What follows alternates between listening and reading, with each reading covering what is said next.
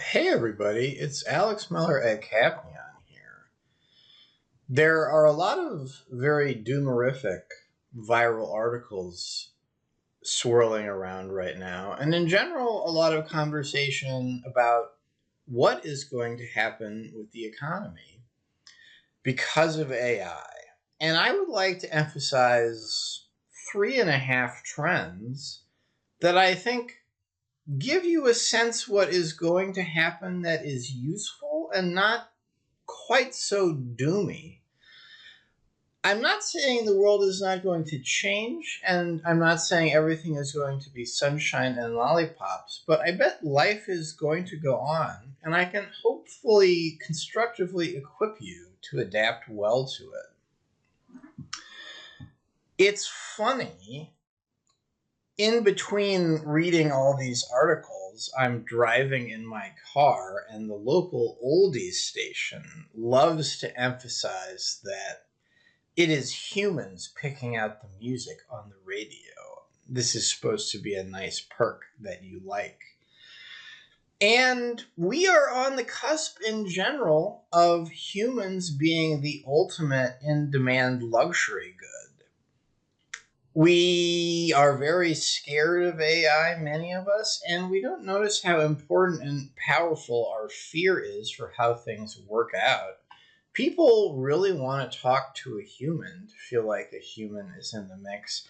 And this is going to create enduring demands for humans. Partially related, I joked with friends for a long time that it's more and more true that any kind of job you have in 2026 is an emotional support mental health worker job in addition to whatever else you seem to be doing. So, trend number one, humans are an in demand luxury good, and there will still be jobs because of this. Trend number two, rarely discussed intersectionally with AI, good or bad, we are entering an era of dynastic wealth. Going forward, it's going to be much more true than anything familiar to us from the past 100 years that who's rich and who's poor is heavily determined by how much you inherited from your parents. This is a natural corollary of wealth inequality you hear discussed elsewhere. So somebody's going to have money. And a lot of doomery theses you hear orbit around at times that, well, AI is going to take all the jobs and nobody's going to have money to spend.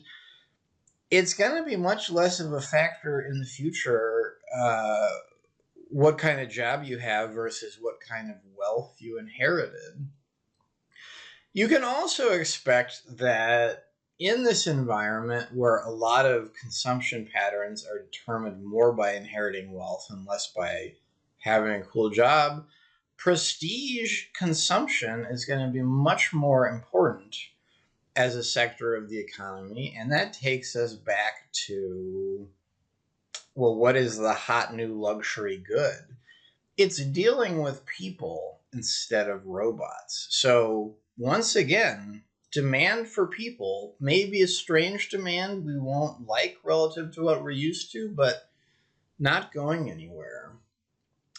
Trend number three, AI adoption at large corporations and the sense of actual impactful use that impacts productivity is going to be incremental.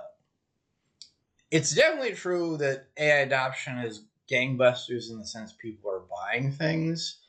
It's a lot slower that people are actually using the things and that people are being laid off. And I would also add, I think you should be skeptical of a lot of AI layoff related announcements, and that there's always layoffs that corporate managers would like to make or feel pressured to make. And there's an excuse du jour. I don't think it's really true that these people are all the way being replaced by AI. So, because of slow actual use adoption, because of political dynamics like well, nobody likes to have their own head count cut. It's going to be actually pretty slow at the larger employers, which is a big chunk of employment, that everybody gets replaced by a robot. And I think an overlapping trend here that's really important, and you're kind of not allowed to speak it out loud. The workplace is more and more Americans' main social outlet, especially people that have families and children. You're at work and you're at home, and that's it. And you can see, if you know to look for it, there are lots of ways that how things go down in your typical corporate office is partially about everybody's comfort. It's about justifying various things about who's important. Your head count is your value is an example of this other trend I mentioned, that humans are about to be the ultimate luxury good. You could wrap a lot of these things together. We don't like to talk about it this way because it's not our ideology of how the economy should work, but it's not true that everything is a ruthless drive for some kind of abstract efficiency. AI is being born into a world of humans, human desires, and a lot of human desires are about socializing with other humans. Let me explore an example. I'm going to talk about Palantir. I don't know anything about them that everybody else doesn't know, which is why I feel comfortable talking about them in public. So if you know better, this is my idiosyncratic vision of Palantir. People whisper about them like they have some kind of cool technology.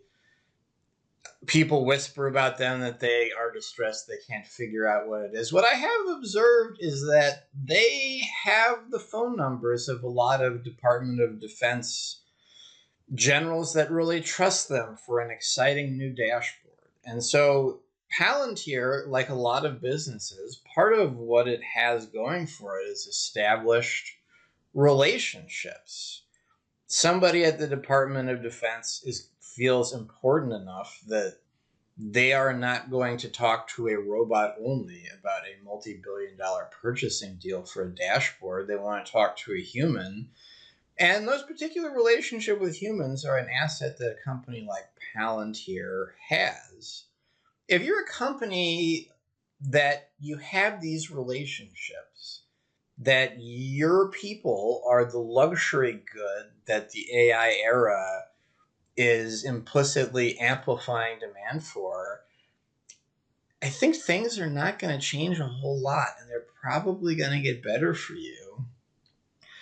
Differentially, if you were previously in the business of providing a commodified boilerplate dashboard, you are the one that AI is going to make your life pretty hard. And the pivot you need to make is, how can you either make what you do more about relationships between people, or you can accept what's going on and you have to go whole hog on AI and being good at being a commodity.